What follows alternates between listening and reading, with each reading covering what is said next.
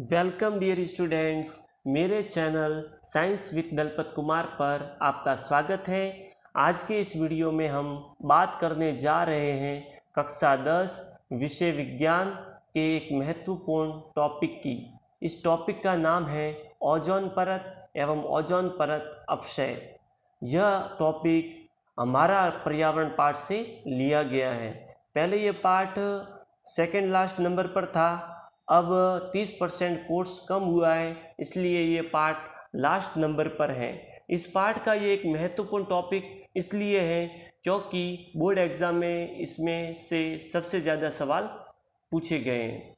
इस टॉपिक को मैंने प्रश्न वाइज लिखा है, ठीक है, और एक एक प्रश्न का उत्तर मैं व्यवस्थित तरीके से समझा रहा हूँ। इसको अच्छी तरह से याद कर लेना। शुरुआत करते हैं इस वीडियो की। पहला प्रश्न है, ओजोन का रासायनिक सूत्र लिखिए। तो ओजोन का रासायनिक सूत्र होता है O3। दूसरा प्रश्न है, ओजोन के अणु में ऑक्सीजन के कितने परमाणु होते हैं? ध्यान देना, ओजोन का सूत्र होता है O3। O3 में ऑक्सीजन कितने दिख रहे हैं? 3, इसलिए इसमें ऑक्सीजन के कितने परमाणु? 3। अगला प्रश्न है, क्या ओजोन एक घातक विष है? तो आपको कहना है हाँ, ओजोन एक घातक विष है। ओजोन क्या है? एक परत है जो पृथ्वी के ऊपरी स्तर में यानी कि समताप मंडल में पाई जाती है, ठीक है। ओजोन गैस से बनी होती है और ओजोन गैस का सूत्र होता है O3। अगला प्रश्न है जो बोर्ड एग्जाम 2015 में पूछा गया है और इस बार भी आपके बोर्ड एग्जाम के लिए बहुत महत्वपूर्ण प्रश्न है। ये प्रश्न है, ओजोन परत सूर्य से आने वाली कौन सी विकिरण से सुरक्षा प्रदान करती है? तो इसका उत्तर है पराबैंगनी विकिरण से। अगला प्रश्न है, पराबैंगनी विकिरण मानव यानी कि जीवों के लिए क्यों हानिकारक होती है? तो इसका उत्तर आपको लिखना है, पराबैंगनी विकिरण मानव में त्वचा का कैंसर उत्पन्न करती है, इस कारण पराबैंगनी विकिरण मानव यानी कि जीवों के लिए हानिकारक होती है। छठा प्रश्न है, ओजोन के निर्माण को समझाइए, ठीक है। और सबसे पहले हेडिंग लगानी है ओजोन का निर्माण।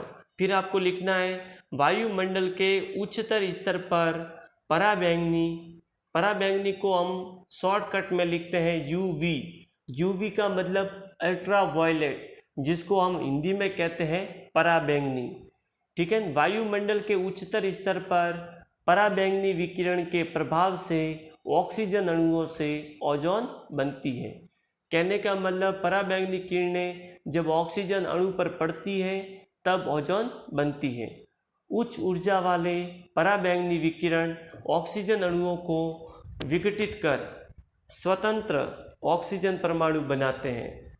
कहने का मतलब उच्च ऊर्जा वाली पराबैंगनी विकिरण जब ऑक्सीजन अणुओं पर पड़ती है तब ऑक्सीजन के जो अणु हैं वो ऑक्सीजन के परमाणु में बदल जाते हैं। ऑक्सीजन के ये स्वतंत्र परमाणु संयुक्त होकर ओजोन बनाते हैं। जैसे इसको एक समीकरण के द्वारा बताया गया है, जैसे कि O2 का मतलब क्या? Oxygen gas. इस पर जब पराबैंगनी किरणें पड़ती है तो ये ऑक्सीजन का एक अणु 2 परमाणुओं में बदल जाता है। मैंने लिखा है O+O।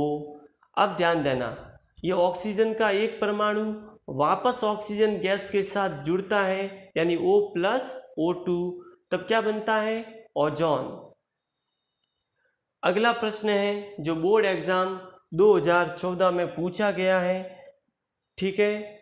प्रश्न है, वायुमंडल में ओजोन की मात्रा में तीव्रता से गिरावट का मुख्य कारक क्या है? यानी वायुमंडल में ओजोन परत की मात्रा दिन प्रतिदिन कम होती जा रही है, इसका मुख्य कारक क्या है या मुख्य कारण क्या है? तो इसका मुख्य कारण है CFC यानी क्लोरोफ्लोरोकार्बन। अगला प्रश्न है जो बोर्ड एग्जाम 2022 में पूछा गया है, CFC का पूरा नाम लिखिए। तो CFC का पूरा नाम है क्लोरोफ्लोरोकार्बन। ये नाम आप अच्छी तरह से याद कर लेना, बहुत इंपॉर्टेंट प्रश्न है ये। आगे बढ़ते हैं। 9वां प्रश्न, CFC यानी क्लोरोफ्लोरोकार्बन के दो उपयोग लिखिए। CFC क्लोरोफ्लोरोकार्बन के दो उपयोग हैं। नंबर फर्स्ट, रेफ्रिजरेटर या शीतलन में। सेकंड, अग्निशमन के लिए। यानी एक तो रेफ्रिजरेटर यानी फ्रिज में, और दूसरा है अग्निशमन के लिए यानी आग बुझाने के लिए। अगला प्रश्न है, किस वर्ष से वायुमंडल में ओजोन की मात्रा में गिरावट आने लगी? तो आपको लिखना है इसका उत्तर 1980 से। अगला प्रश्न है 1987 या 1987 में संयुक्त राष्ट्र पर्यावरण कार्यक्रम, जिसको कहते हैं UNEP, में क्या सर्वानुमति बनी? ठीक है, इसमें यह सर्वानुमति हुई कि CFC के उत्पादन को 1986 के स्तर पर ही सीमित रखा जाए। ठीक है, 1987 में यह सहमति बनी इस बात पर कि CFC के उत्पादन को 1986 के स्तर तक ही या स्तर पर ही सीमित रखा जाए। 12वां प्रश्न है, अब दुनिया भर की सभी विनिर्माण कंपनियां किससे रहित रेफ्रिजरेटर यानी कि फ्रिज बनाती हैं? तो इसका उत्तर है CFC रहित रेफ्रिजरेटर। कहने का मतलब यह है कि पहले CFC युक्त रेफ्रिजरेटर बनते थे, अब बनते हैं CFC रहित रेफ्रिजरेटर। सर क्यों बनते हैं? क्योंकि ये ओजोन परत को सबसे ज़्यादा नुकसान पहुंचाने वाला जो कारक है वो है CFC। हम नहीं चाहते कि ओजोन परत को नुकसान पहुंचे, इसलिए वर्तमान में सभी विनिर्माण कंपनियां CFC रहित रेफ्रिजरेटर बनाती हैं। तो सर CFC की जगह दूसरा कोई यूज़ करते हैं क्या? यस, CFC की जगह दूसरा यूज़ करते हैं HFC यानी हाइड्रोजन फ्लोरोकार्बन। लेकिन आपको सिर्फ इतना याद रखना है, CFC रहित रेफ्रिजरेटर।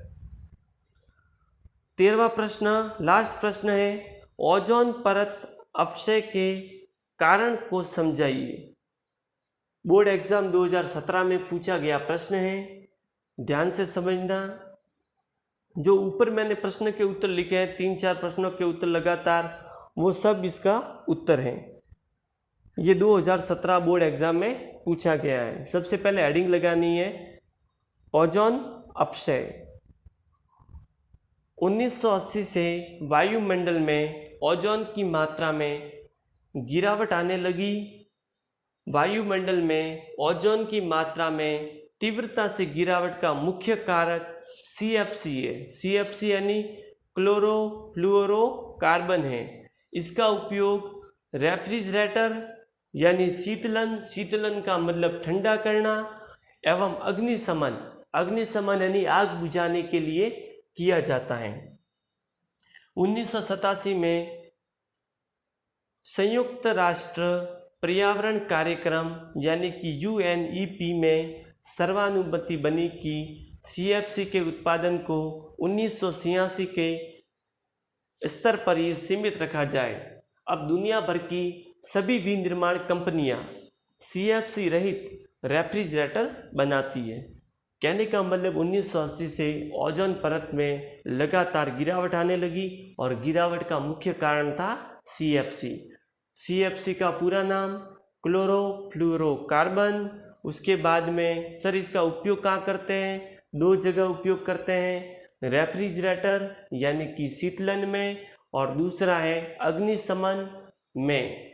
ठीक है, उसके बाद में 1987 में ये सहमति बनी संयुक्त राष्ट्र पर्यावरण कार्यक्रम में कि भाई CFC के उत्पादन को 1986 के स्तर पर ही सीमित रखा जाए।